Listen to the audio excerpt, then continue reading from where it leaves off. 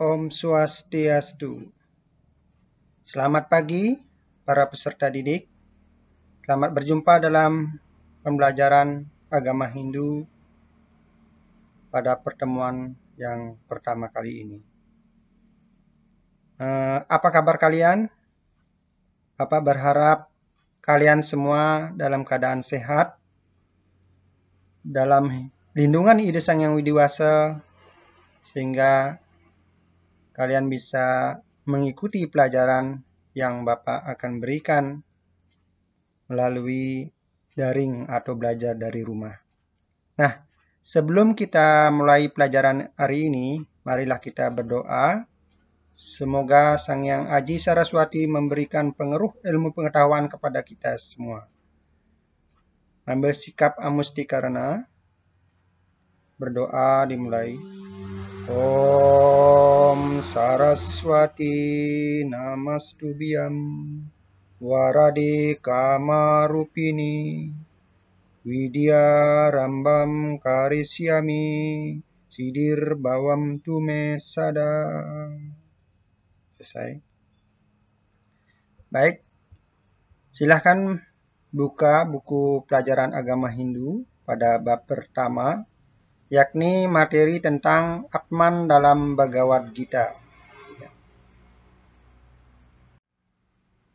Nah, peta konsep dari materi ini adalah tentang sifat Atman dalam Bhagavad Gita, ya. Yang pertama di sini ada Atman sebagai sumber hidup seluruh makhluk hidup. Kemudian sloka-sloka ya yang terkait dengan Atman. Kemudian sifat-sifat Atman. Dan yang terakhir upaya mengenal Atman sebagai sumber hidup. Nah, itu peta konsep pembelajaran kita pada pertemuan pertama kali ini.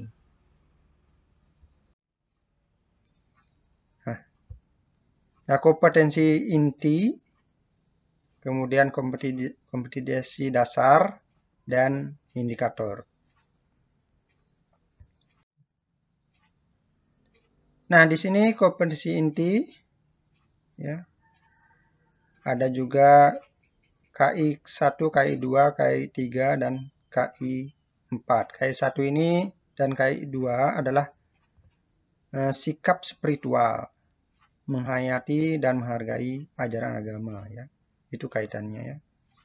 Kalau KI 3 itu pengetahuan, pemahaman pengetahuan, dan KI 4-nya adalah mempraktekkan keterampilan.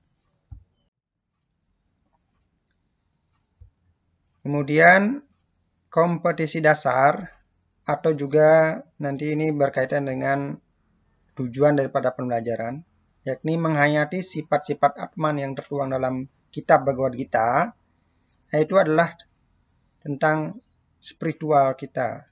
Sejauh mana kalian sebagai seorang siswa mampu untuk menghayati sifat-sifat Atman yang tertuang dalam Bhagavad Gita. Kemudian disiplin dalam menghayati sifat-sifat Atman yang tertuang dalam Bhagavad Gita. Kemudian ini KD 3.4-nya memahami sifat-sifat Atman yang tertuang di dalam Bhagavad Gita. Ini adalah pemahaman atau pengetahuan. Dan yang keempat adalah menggambarkan sifat-sifat Atman yang tertuang dalam Bhagavad Gita. Itu keterampilannya, kalian nanti mampu menggambarkan seperti apa sebenarnya sifat Atman yang tertuang dalam Bhagavad Gita. Nah, kita lewati ya. Tentang ini sudah termasuk sudah penjabarannya tadi.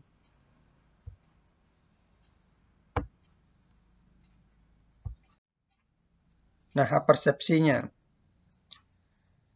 Nah, di sini sebelum kalian memasuki materi itu tentang Atman, nah tentunya kalian harus mengenal seperti apa. Apakah kalian mampu nanti menyebutkan sloka-sloka Bhagavad Gita yang menjelaskan tentang sifat-sifat Atman? Sloka apa, di mana saja letak daripada yang berkait dengan sifat Atman itu sendiri.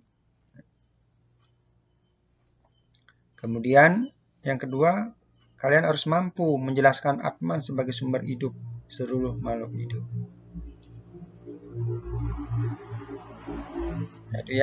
Itu sebagai persepsi tentang pengetahuan Atman. Kemudian mampu menunjukkan sifat-sifat, maksudnya menunjukkan sifat Atman, mengenal sifat-sifat Atman, upaya untuk mengenal sifat Atman dalam diri kita. Tentunya kalian tahu apa itu sifat-sifat Atman. Di mana sloka-sloka Bhagavad Gita yang menyatakan tentang sifat Atman. Nah, kalian bisa melihat di gambaran bukunya bahwa sifat-sifat Atman itu tertuang dalam Bhagavad Gita Adhyaya 2 sloka 24 sampai dengan 25. Kemudian bagaimana Atman itu menyatakan sebagai sumber hidup dari seluruh makhluk hidup? Nah, bisa kalian juga lihat nanti di situ di buku. Sebelum Bapak jelaskan, itulah gambaran yang akan kita pahami nantinya. Kemudian mampu menunjukkan upaya mengenal Atman. Tentunya untuk mengenal Atman dalam diri kita, itu melalui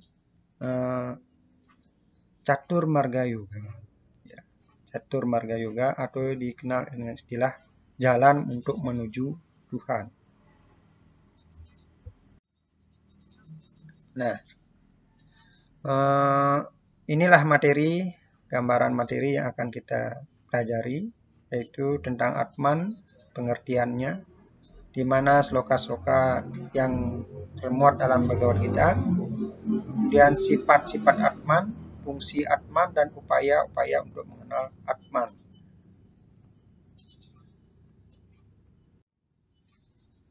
Baik, kita lanjut pada materi yang pertama, itu pengertian Atman. Mungkin kalian tahu, apakah itu Atman? Nah, Atman itu ada dua perbedaan ya. Ada Atman di dalam kitab suci Weda itu A-nya kecil, ya, tulisannya kalau yang ini adalah A-nya besar, ya. Kalau Atman yang terdapat di sini itu pengertian Atman, tulisannya A besar, ya. Kalau ada juga Atman yang tulisannya kecil, berbeda ya. Nah, Atman kalau kalian pahami di SD, tentunya kalian tahu bahwa Atman itu adalah percikan kecil daripada ide Sangyang Widi. Ya. Percikan kecil dari ide Sangyang Widi. Nah, dalam agama Hindu, Atman A besar, A kecil, ini ya. Ada A besar dan A kecilnya. Ya. Adalah sumber hidup dari segala makhluk hidup. Nah, Atman di sini dinyatakan dalam Bhagavad Gita itu adalah sumber hidup dari segala makhluk hidup. Tentunya kita pasti sudah tahu dan menyadari tanpa adanya Atman dalam diri kita, maka kita tidak akan bisa hidup, tidak akan bisa berbuat, dan tidak bisa bekerja, berkata-kata, dan berpikir. Karena sumber kehidupan daripada badan kita ini adalah Atman itu sendiri. Atman juga diartikan sebagai percikan-percikan terkecil daripada para Atma. Para Atma itu adalah sumbernya Atman. Itu ide Sangyang Widi. Jadi percikan kecil dari ide Sangyang Widi atau para Atma. Atman juga diartikan sebagai sinar suci dari Brahman atau Sangyang Widi. Ya. Nah, Atman juga diartikan sebagai sinar sucinya Brahman atau Sangyang Widi. Setiap yang bernapas mempunyai Atman sehingga mereka dapat hidup. Nah, jadi Atman itu adalah sumber hidup semua makhluk hidup, termasuk manusia, hewan, dan tumbuh-tumbuhan.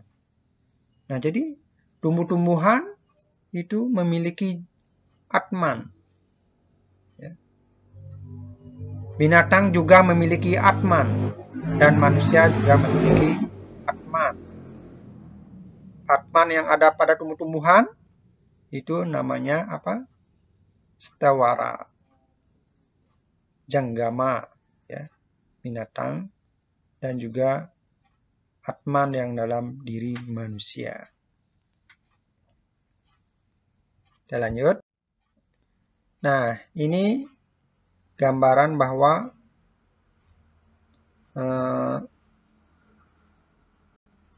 ini adalah Atman, ya, sebagai perwujudan Atman dalam diri. Nah, ini perwujudan Atman yang nampak dalam diri manusia. Seperti itu sinar, ya. Yang sinar dari ubun-ubun kita yang atau cakra mahkota namanya, sampai dengan cakra kundalini. Itu bersinar, memberi hidup.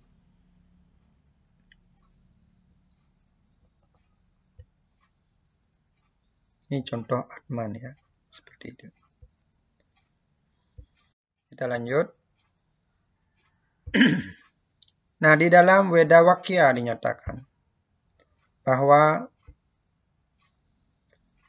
ahai sarwasya pabbawo mata sarwai prawartati iti matwa bajanti mai Buddha bawa sama wita. Bahwa aku adalah asal mula segala yang ada. Dari aku lahirnya segala sesuatu ini. Mengetahui hal ini, maka orang bijaksana akan memujaku dengan sepenuh hatinya. Nah, itu Bhagavad Gita adaya 10 sloka 8 menyatakan demikian. Nah, lebih jelas gambarannya terdapat di sini, ya. Dari gambaran Weda Wakya tadi.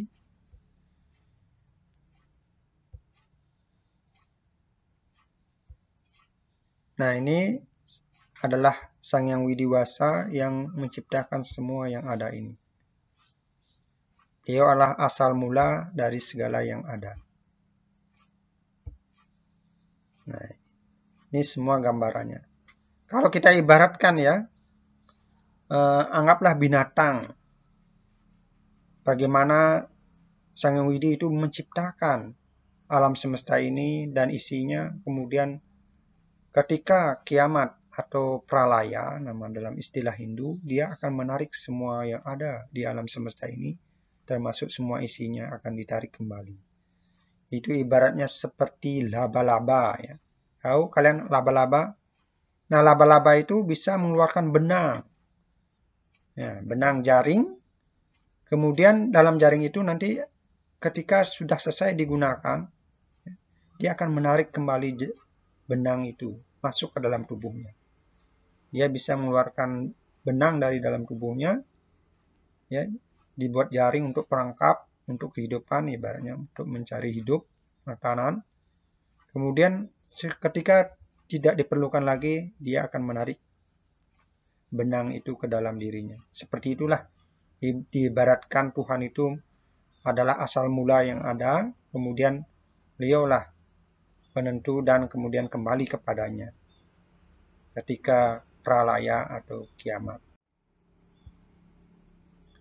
Nah, kemudian lanjut pada Bhagavad Gita dinyatakan bahwa Aku are Brahma praramai swabhavo diatma usyati buta bhava davakaro wisarga karma saihita.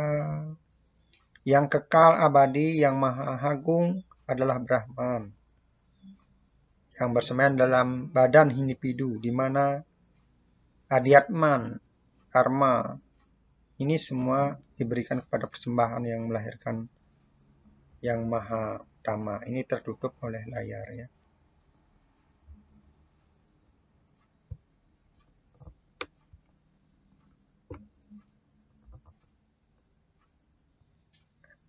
seperti itu ya. Jadi yang segala sesuatu yang kekal, yang maha agung, itu adalah Brahman, Tuhan yang Maha Esa. Dia bersemayam dalam individu setiap makhluk juga. Percikannya itu ada dalam diri kita. Jadi Tuhan itu adalah ibaratnya penguasa buana agung alam semesta ini. Dan jiwatman atau atman yang ada dalam diri kita adalah penguasa buana alit atau tubuh manusia. Nah, seperti ini ya gambarannya tentang atman itu. Atman itu seperti sinar yang memberi penerangan, memberi kekuatan hidup pada badan. Ia bersinar di dalam tubuh kita, memberikan kekuatan sehingga kita bisa berpikir, bisa berkata, dan bisa berbuat. Nah, ini persemayamnya atman dalam diri, seperti itu gambarannya, supaya kalian jelas dan mengetahui. Nah, selain pustaka suci Bhagavad Gita yang menjelaskan atman, penjelasan terkait atman juga dijelaskan dalam pustaka suci Weda Parikrama. Nah, di dalam pustaka suci Weda Parikrama disebutkan bahwa Eko Dewo Sarwa Bhutesu, Gudah Sarwa Wiapi, Sarwa Bhuta Ratma Karma Yaksa, Sarwa Bhuta Diwasa, Saksi Seto Kewa Lognir Genaksca. Yang terjemahannya, satu zat yang bersemayam yang tersembunyi, suatu zat yang bersembunyi dalam setiap makhluk hidup, semuanya merupakan jiwa batin semua makhluk hidup, termasuk perbuatan yang tinggal dalam semua makhluk hidup terdapat dalam pikirannya. Nah, jadi semua zat yang bersembunyi dalam setiap makhluk hidup, termasuk jiwa, batinnya, dan pikirannya, termasuk apapun yang dia lakukan, semua itu terrekam, terdapat dalam pikirannya. Oleh karena itu, ketika manusia akan meninggal, mengapa Tuhan mengetahui semua perilakunya? Karena ada Sang Yang Suratma yang ada dalam pikiran kita. Nah, pikiran itu adalah ibaratnya memori. Segala bentuk perbuatan itu akan terekam, baik yang di ambang sadar, di atas sadar, maupun di sadar. Nah, jadi ada 3 lapisan dalam pikiran manusia. Yang di atas sadar berarti dia selalu ingat. Sadar itu adalah kadang-kadang ingat, kadang-kadang lupa, dan di bawah sadar itu lupa sama sekali. Nah, semua itu terekam dalam memori manusia. Sehingga ketika manusia meninggal, atman itu akan dibungkus oleh Sang Suratma atau alam pikiran itu. Sehingga manusia, atman ini diketahui dia melakukan perbuatan apa saja di dunia ini. Sehingga dia bisa ditentukan untuk masuk surga atau neraka dalam perjalanan hidupnya. Barulah apabila sudah bisa melepaskan diri dari ikatan duniawi ini, ikatan karma dan perbuatannya, barulah dia mencapai tujuan tertinggi agama Hindu, yang disebut dengan moksa itu sendiri. Nah, ini gambarannya bahwa atman yang terdapat pada setiap makhluk hidup itu bersumber dari Sang Yang Widi. Sang Widi adalah penciptanya, pemelihara, dan pengembali dari seluruh alam semesta. Atman yang telah masuk ke dalam tubuh manusia disebut jiwatman. Jiwatman adalah atman yang telah masuk dalam tubuh dan memberikan kekuatan hidup. Jiwatman. Nah, ketika manusia seseorang meninggal, maka atmannya akan keluar dari tubuhnya. Banyak orang mengatakan bahwa atman itu sama dengan roh, tapi nyatanya tidak. Roh itu ibaratnya badan astral ya. Badan astral ketika manusia itu yang membungkus jiwatman. Badan astral yang membungkus jiwatman. Badan astral ini adalah ikatan kita dengan duniawi ini. Ya, dengan duniawi ini. Ketika rohnya itu bisa dilepaskannya, badan astral itu bisa dilepas, dengan terikatan unsur-unsur duniawi, itulah baru jiwatman ini atau disebut dengan atman jadinya.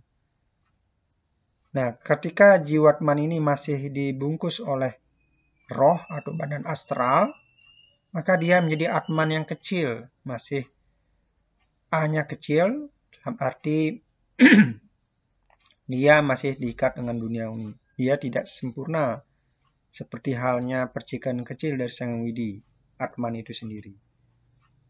Nah, jadi ketika atman ini sudah bisa melepaskan ikatan duniawi, roh yang ada dalam dirinya, badan astral yang membungkus dirinya itu bisa dia murnikan, bersihkan. Pada saat itulah atman itu sendiri yang akan pergi ke sumbernya, itu Brahman. Kemudian bersatulah atman itu dengan Brahman. Itulah disebut dengan moksa. Nah, itulah perbedaannya antara atman A-nya besar dengan atman A-nya kecil. Atman A-nya besar seperti ini ya. Seperti atman yang ini. Nah, itu atman dari percikan Sang Hyang Widi itu sendiri. Itu atman yang masih murni, yang suci, yang merupakan persamaan atau sinar sucinya Sang Hyang Widi atau percikan kecil Sang Hyang Widi. Kalau atman yang kecil A-nya itu dia sudah dibelenggu oleh duniawi, yang sudah memberi hidup pada badan yang kemudian dibelenggu oleh duniawi, terikatan dengan duniawi, roh itu sendiri dikenal yang menyebabkan dia terikat sehingga dia atmannya ini menjadi atman yang kecil ya. Nah, atman yang kecil. Nah, itu atman kecil dalam dirinya karena dibelenggu oleh roh atau badan astral yang membungkusnya. Sehingga dia masih dibelenggu oleh ikatan duniawi, sehingga itulah penyebabnya dia akan mengalami punarbawa atau kelahir kembali. Itu disebut dengan rekanansi. Nah, seperti ini kalau ketika orang meninggal itu rohnya keluar. Atmannya juga keluar. Dibungkus oleh roh itu sendiri dan alam pikiran terbang, ya. Sedangkan badannya ditinggalkan, maka badan itu tidak akan berfungsi lagi. Ibaratnya seperti baju ya. Baju yang sudah usang, yang sudah tua itu ditinggalkan oleh pemiliknya. Seperti itu. Kemudian mengganti dengan baju baru. Seperti itulah kalau ibaratkan kelahiran kembali atau kehidupan manusia di dunia. Menurut pandangan Hindu tentang atman yang memberi hidup pada badan itu sendiri. Nah, kalau badan itu tanpa atman, ya tidak berfungsi. Seperti baju yang sudah usang dan robek ditinggalkan oleh jiwanya. Nah, kemudian sifat-sifat atman. Nah, inilah sifat-sifat atman ya. Ada 12 sifat atman yang perlu kalian ketahui. Yang pertama adalah acesdia. Artinya tak terlukai oleh senjata. Jadi atman itu, jadi kalau atman itu percikan kecil dari Sang Hyang Widi, dia memiliki 12 sifat yang utama. Acedya itu artinya tidak terluka senjata tadi ya. Kemudian adaya artinya tak terbakar oleh api. Tidak bisa dibakar oleh api. Akledia artinya tak terkeringkan oleh angin.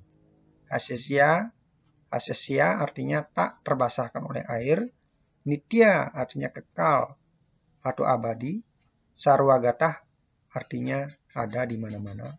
Satanu artinya tidak berpindah-pindah. Acala artinya tidak bergerak. Awyakta artinya tidak dilahirkan. Acintya artinya tak terpikirkan. Awikara artinya tidak berubah. Sanatana artinya selalu sama dan kekal. Nah, itu ya. Kalau kalian ada yang mau ditanyakan, nanti bertanya melalui chat ya, di Telegram. Nah, mengapa bisa tak terkena oleh angin? Mengapa tidak bisa tidak terbasahkan air? Kekal. Nah, itu ya. Karena jiwa itu selalu ada dan mengalami rekanansi, kelahir kembali terus. Nah, seperti itu. Nah, dia tidak bergerak, kekal abadi, ya. Tidak terpikirkan oleh pikiran manusia. Ya. Kita lanjut. Fungsi Atman sekarang. Yang pertama, Atman sebagai sumber hidup cita. Cita itu adalah alam pikiran, ya. Ya. Yang meliputi pikiran kita, perasaan, dan intuisi kita. Ya. Jadi, yang menciptakan, yang memberi hidup pada cita kita, alam pikiran kita ini. Termasuk juga pikiran, perasaan kita, dan intuisi kita. Nah, itulah yang memberi hidup. Atman itu memberi hidup. Kalau tanpa ada Atman, kita tidak bisa berpikir, seperti kita bengong gitu ya. Ada orang yang melamun itu kan melihat sesuatu apa yang di depannya, dinding misalnya, melihat dinding, tapi pikirannya jauh melayang ke sana kemari. Nah, itu namanya jiwanya itu memikirkan hal yang pikirannya itu jauh ke sana. Nah, itu tanda-tanda dia tidak konsentrasi. Itu menyebabkan jiwanya akan tertekan. Bisa mengalami stres kalau yang seperti itu. Banyak beban pikiran itu. Bingung. Kemudian Atman bertanggung jawab atas baik, buruk, segala karma kita. Jadi Atman itu bertanggung jawab dengan baik buruknya apa yang kita perbuat di dunia ini. Nah, oleh karena itu, marilah kita untuk berbuat baik. Nah, jadi nanti Atman kita itu bertanggung jawab atas perbuatan kita. Nah, oleh karena itu, dengan mengenal pelajaran agama tentang perbuatan baik, tentang Atman dalam diri, kita harus menyadari dan melakukan segala perbuatan baik mulai sekarang. Nah, kemudian Atman sebagai sumber hidup Stula, Sarira, ya. Ini maaf, ini karena ada tulisan Dewa Negari, sehingga tulisannya seperti ini, dia tercampur-campur seperti ini. Sarira sebenarnya, ya. Stula Sarira.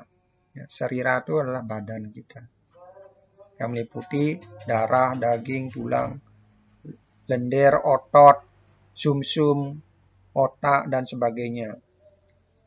Nah, kemudian dalam modul Serada juga menjelaskan ada 3 fungsi Atman. Atman sebagai sumber hidup, ya. Atman yang menentukan segala karma wasana kita, baik buruk perbuatan kita, ya. Dan sebagai penentu dalam kehidupan selanjutnya, ya.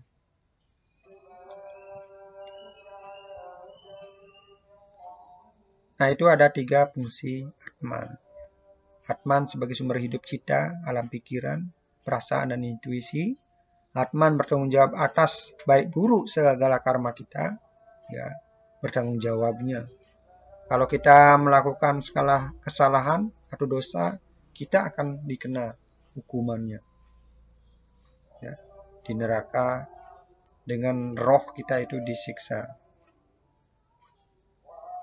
Atman itu ada di dalamnya dibungkus, gitu. Lanjut ya. Nah, upaya-upaya untuk mengenal Atman dalam diri kita. Nah, melalui tadi yang Bapak jelaskan adalah melalui Catur Marga Yoga. Yang pertama adalah melalui Jnana Yoga. Dengan melalui Jnana Yoga, maksudnya adalah bahwa mengenal Atman dalam diri itu adalah dengan pelajari ilmu pengetahuan tentang keagamaan, tentang Atman dalam diri kita. Atman itu sesungguhnya adalah kebenaran hakiki. Badan ini adalah segala sesuatu yang maya, yang palsu. Sedangkan jiwa kita itulah yang nyata, yang benar.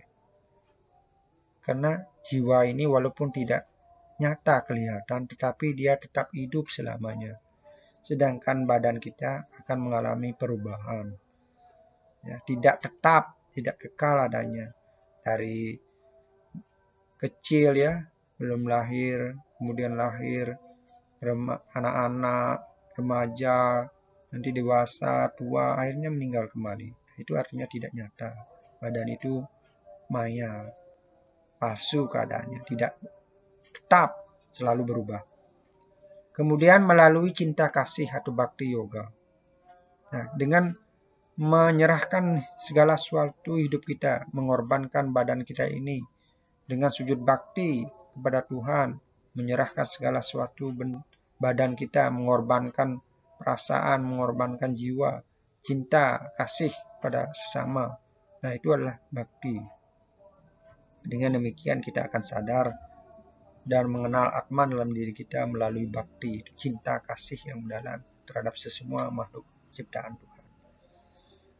Kemudian melalui kerja atau karma yoga. Dengan bekerja, menolong sesama, dengan berbuat tulus tanpa pamrih, ya, bekerja tanpa terikat dengan hasilnya, dengan perbuatan kita, itu kita juga akan mengetahui tentang Atman itu sendiri.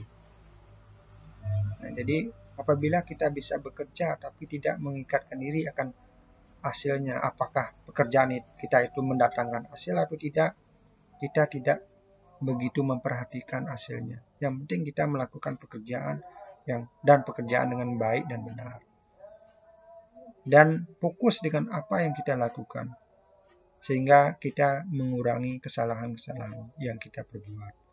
Dengan demikian kita akan sadar dalam diri kita bahwa apa yang kita perbuat dalam hidup ini adalah masih jauh dari apa yang dilakukan atau diperbuat oleh Tuhan terhadap kehidupan ini.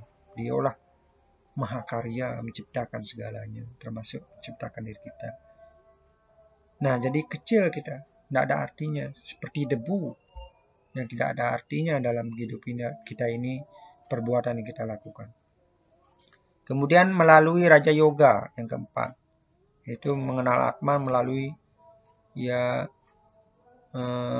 istilahnya adalah ada Astanga Yoga. Itu melalui pengendalian diri ya, pengendalian perbuatan kita, itu yama, pengendalian diri tingkat jasmani, niyama tingkat rohani, asana sikap badan, melatih bagaimana badan kita supaya kuat untuk melakukan meditasi, supaya badan kita itu sehat, supaya kita bisa mengetahui dan mengendalikan pikiran kita dari gerak-gerak yang tidak baik, ya, mengendalikan pikiran dari perbuatan yang tidak baik. Dengan meditasi, samedi, atau istilahnya tapakur dalam agama lain, merenung dengan bagus tentang ketuhanan dan melakukan pengendalian diri dari perbuatan-perbuatan yang tidak baik, dari mengendalikan diri makan makanan yang tidak benar, ya, mengendalikan diri dari perbuatan yang tidak baik.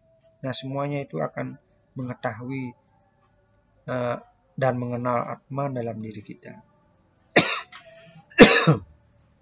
Sehingga sifat-sifat Atman itu muncul dan menyadari tentang bahwa Atman itu sama dengan Brahman. Nah, demikian materi yang Bapak sampaikan tentang Atman yang terdapat dan sifat-sifatnya yang ada dalam Bhagavad Gita. Nah, tentu kalian akan beri tugas latihan untuk mengerjakan ini. Apa yang kamu pahami terkait Atman dalam diri, ya, dan apa yang kamu pahami dari sloka-sloka tentang parikrama. Nah, itu 2 latihan. Silahkan kalian kerjakan. Kemudian latihan yang untuk tugas yang sifatnya individu. Setiap siswa harus mengerjakan ini, tugas ini ya. Tugas ini dikerjakan. Nanti Bapak kirim bentuknya, file materi ini dalam bentuk PDF supaya kalian bisa membacanya. Karena ini tertutup oleh layar Bapak sendiri. Dan jadi kalian ada tertutup nomor 8, 9, 10 tidak jelas. Nanti kalian lihat di PDF Bapak kirim di Telegram nanti. Nah, ini dikerjakan minggu depan harus sudah dikumpul. Kemudian untuk ini adalah mengenai pengetahuan yang kalian harus pahami. Nah, kemudian gambaran tentang Atman itu sendiri. Nah, gambaran tentang Atman. Gambaran bagaimana pemahaman kalian tentang Atman dalam diri kita. Bagaimana kalian menggambarkan sifat Atman yang terdapat dalam diri dan bagaimana Atman itu memberi hidup pada dalam diri kita itu. Pemahaman lebih mendalam dan praktek tentang gambaran Atman itu dan sifat-sifatnya itu adalah penilaian tentang keterampilan yang harus kalian pahami dan kalian praktekkan dalam kehidupan. Supaya kalian tahu bahwa tanpa Atman kita tidak akan bisa hidup. Jadi Atman itu adalah anugerah yang diberikan kepada kita dari Tuhan sehingga kita bisa menjalani hidup ini dan melakukan perbuatan baik supaya kita dalam perjalanan rohani kita menuju Tuhan itu bisa berjalan dengan baik. Nah, itu pendidikan pembelajaran Bapak hari ini tentang Atman. Silahkan dikerjakan materinya dan Bapak akan memberikan penguatan keterampilan nanti untuk minggu depan. Dan ini tugas untuk pengetahuan dikumpul minggu depan dan untuk prakteknya Bapak akan beri penguatan atau materinya bagaimana cara memahami Atman, mengenal Atman dan sifat-sifatnya dalam diri, gambaran-gambarannya bagaimana.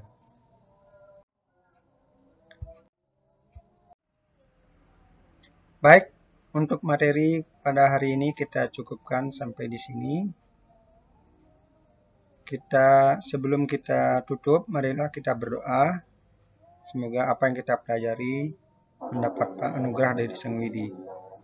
Om Prano Dewi Saraswati Wajibir Wajiniwati Dinam Awi Triyawantu Rama Santi Om Santi Santi Santi Om.